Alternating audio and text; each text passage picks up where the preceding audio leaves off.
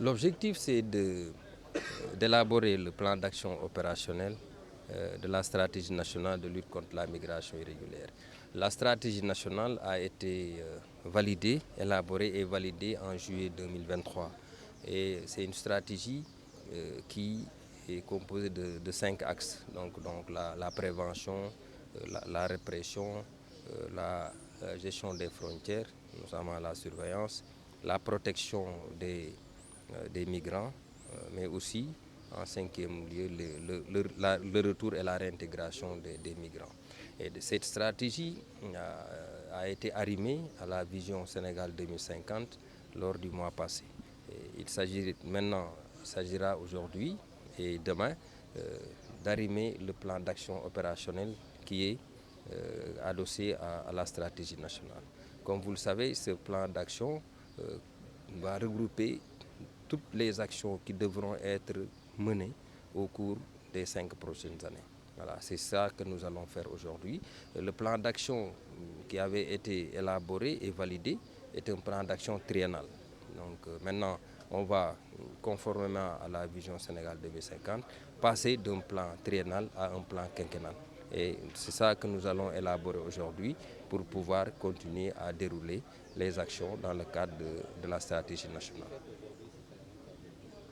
Oui, comme vous le savez, les causes sont toujours là. Et c'est d'ailleurs la raison pour laquelle l'État du Sénégal a très tôt pris en charge ce fait social et a mis en place quand même des mécanismes pour lutter contre, notamment la mise en place, la création du comité interministériel qui est chargé de coordonner l'ensemble des actions des ministères et des structures, mais aussi de la société civile et des partenaires techniques qui sont dans la lutte contre la migration irrégulière.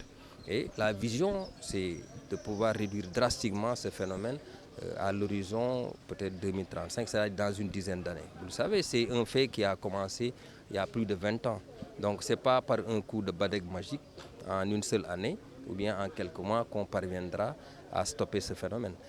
Mais il y a eu des actions qui ont été menées et on a constaté quand même cette année, en tout cas en 2025, qu'il y a moins de départs, en tout cas au moment où on est, qu'au même moment de l'année passée. En termes de statistiques, dans le premier trimestre de l'année 2025, il y a eu 1946 personnes qui ont été interpellées, c'est-à-dire qui ont voulu partir à l'émigration irrégulière.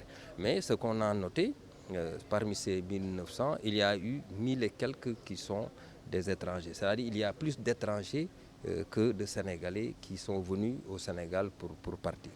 Mais il faut noter que les forces de défense et de sécurité, notamment la Marine nationale, la Gendarmerie nationale, la Police nationale, quand même font un travail très appréciable parce que c'est ces forces qui ont interpellé ces candidats, mais aussi elles ont saisi 32 pirogues, mais aussi 74 personnes ont été présentées au procureur parce que c'est des personnes qui font partie des réseaux de passeurs et de trafiquants. Donc, on constate qu'à ce moment de l'année passée, il y avait beaucoup plus de personnes, en tout cas de candidats à l'immigration qui sont partis, et beaucoup plus aussi de pirogues qu'on a enregistrées au niveau des îles Canaries. Ah oui, oui, bien sûr, a apporté ses fruits, mais l'État on n'a fait pas que la surveillance. Il y a la surveillance, il y a la sensibilisation, mais aussi il y a des programmes économiques que l'État est en train de développer pour pouvoir aider les jeunes et les femmes à pouvoir en tout cas exercer, avoir des activités génératrices de revenus au niveau du Sénégal qui leur permettront de pouvoir vivre décemment au niveau du Sénégal. Comme vous le savez, la cause économique est une cause importante, principale dans l'émigration irrégulière. Donc l'État aussi ne s'est pas limité à surveiller les frontières. Quand vous regardez la stratégie, il y a certes la surveillance, mais ça vient en deuxième position. C'est surtout la prévention. Et la prévention, c'est quoi? C'est la sensibilisation, mais aussi c'est de proposer à nos jeunes et à nos femmes des programmes pour pouvoir travailler au Sénégal, y rester et avoir des projets qu'ils pourront développer.